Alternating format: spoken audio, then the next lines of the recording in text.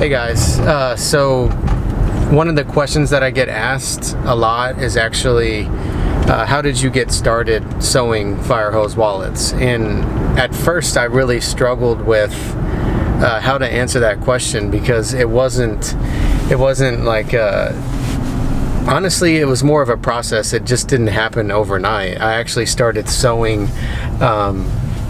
backpacking hammocks back in 2010. So I was on a forum called hammockforums.net, and that was actually one of the forums that taught me how to sew. I bought just a cheap sewing machine on Walmart, or at Walmart, for like $99, and just kind of learned how to sew by making hammocks out of this ripstop nylon material.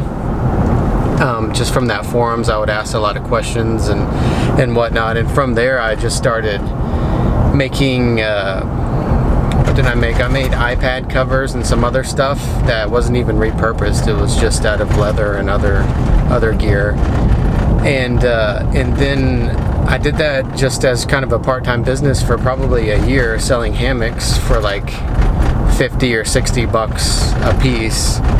And the materials would cost me probably $20 or so.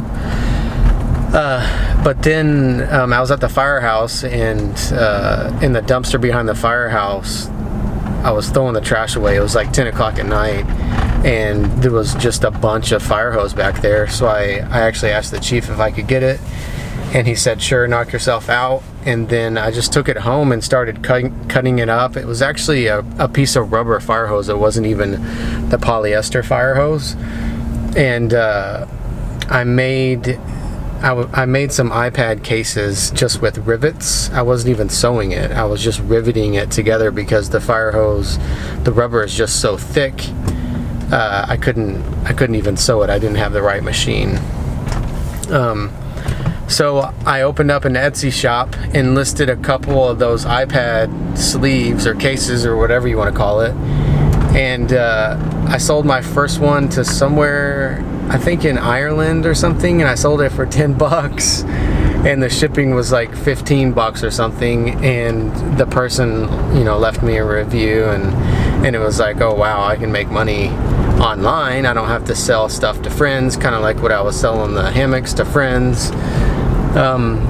So I just started trying to figure out what product guys would be buying, because fire hose is so kind of tough and durable and kind of rough around the edges. I guess you could say that I knew it wasn't going to be like a girl's product, and especially I didn't know the market as well for girls. So I thought it's a small product.